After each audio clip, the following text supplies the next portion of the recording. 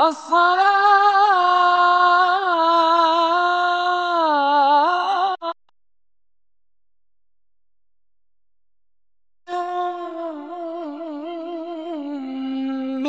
النوم.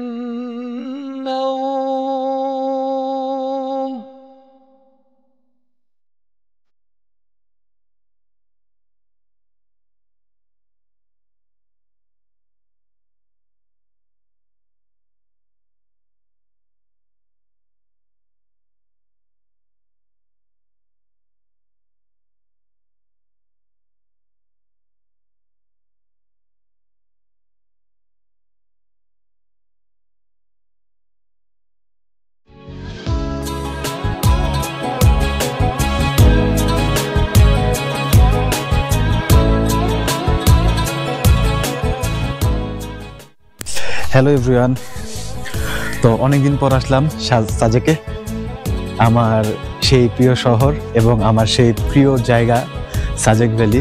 সাজেক ভ্যালিতে আমি যখন আসতাম তখন একটা জিনিস সব থেকে বেশি মিস করতাম, সেটা হচ্ছিল আজানের শব্দ। সাজেক ভ্যালিতে এখন একটা সুন্দর মসজিদ হয়েছে। ফজর নামাজ আদায় করে মসজিদের এই আঙিনাটাতে অনেক সুন্দর একটা ভোর নিজ চোখে উপভোগ করলাম। সত্যি খুব অসাধারণ।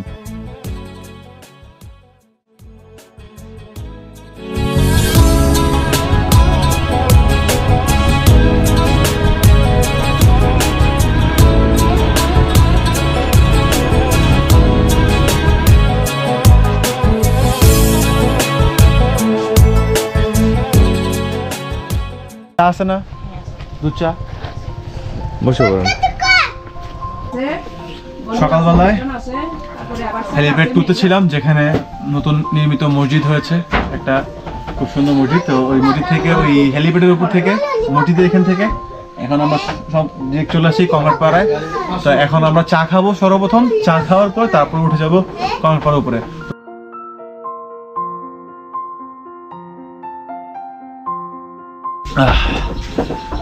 সকালটা হোক একটা সুন্দর চায়ের চুমুকে। দিদি, চাটা খুব ভালো হয়েছে। Thank you.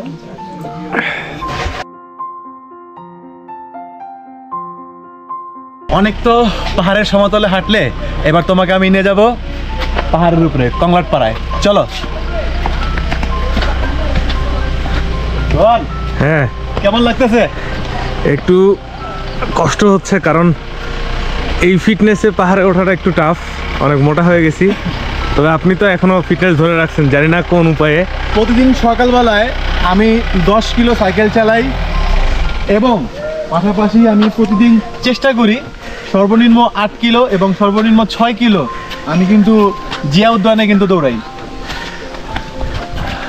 তো আমার যথেষ্ট পরিমাণে এনার্জি আছে এবং মনে যথেষ্ট পরিমাণে বল আছে। সেই বল থেকে এখন আপনাদেরকে উপর দিকে নিয়ে যাব।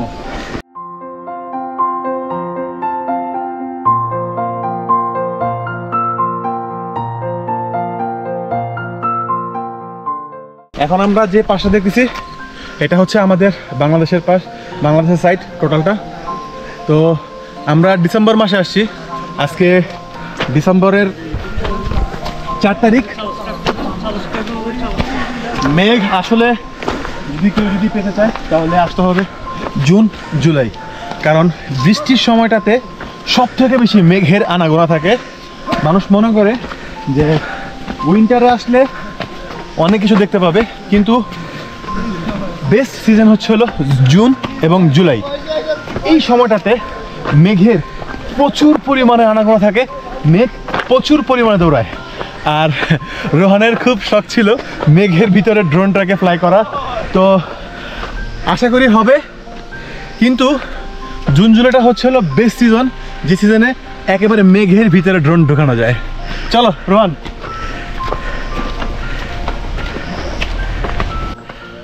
আমি ভাইয়ের সাথে এটাই ফার্স্ট ট্যুর। মূলত আজকে আমি ড্রোন, ক্যামেরা এগুলোই অপারেট করতেছি।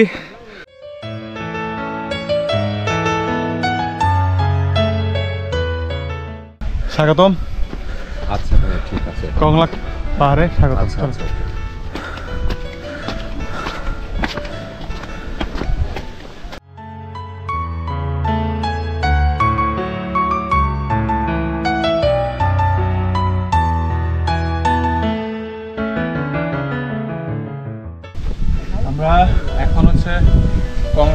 আছি কংলাট পাহাড় থেকে। এখন আমরা নামবো হচ্ছিল নিচের দিকে, একটু অফসাইড, কারণ এই অফসাইডের দিকে টুরিস্ট যারা আছে তারা ওই দিকটা খুব কমই যায়।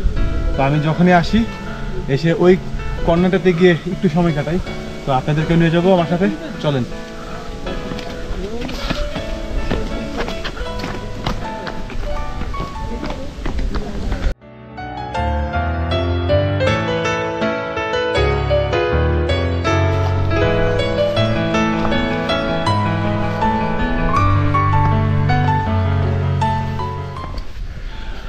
আমার দীর্ঘ নিঃশ্বাস থেকে বড় কোনো রাস্তা মনে হয়নি।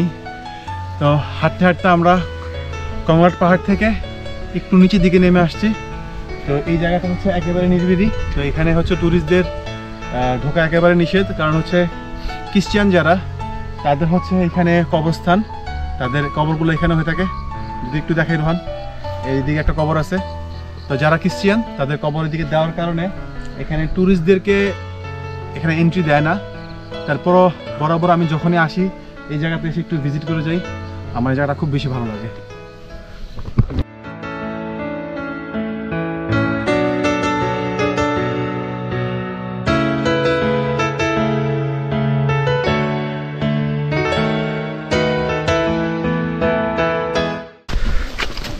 আমরা এখন যাচ্ছি আবার কংলাট পাহাড়ের দিকে। ওই দিক থেকে ওই পাশে আরো সুন্দর কিছু রিসোর্ট আছে, সেগুলি আমি আপনাদেরকে দেখাবো।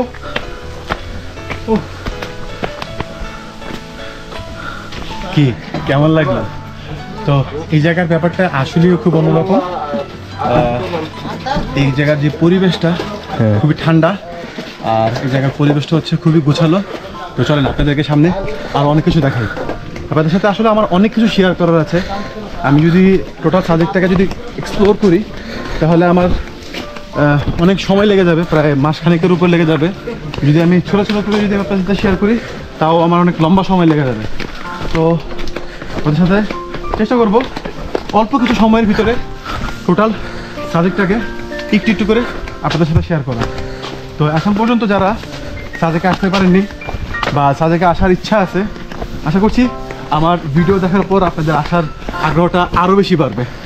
কারণ একটাই, সেটা হচ্ছে যারা প্রকৃতি ভালোবাসে, শহরের ব্যস্ত জীবনে যারা প্রকৃতি দেখায় সাড়া দিতে পারে না, আশা করছি এই ভিডিও দেখার পর তারা অবশ্যই সাড়া দিবে। আর সাড়া দিবে এই টমিদেরকে। হাই টমি।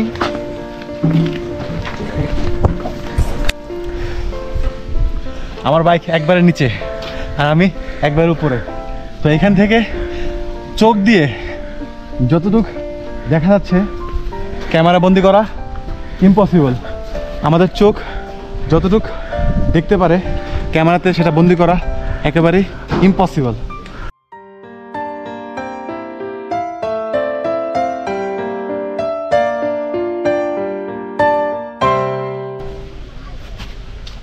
আপনি সাজেকের কংলাট পাহাড়ে আসছেন আর এক কাপ গরম চা খাননি, এটা কখনোই হতে পারে না। চলুন এক কাপ গরম চা খাওয়া যাক।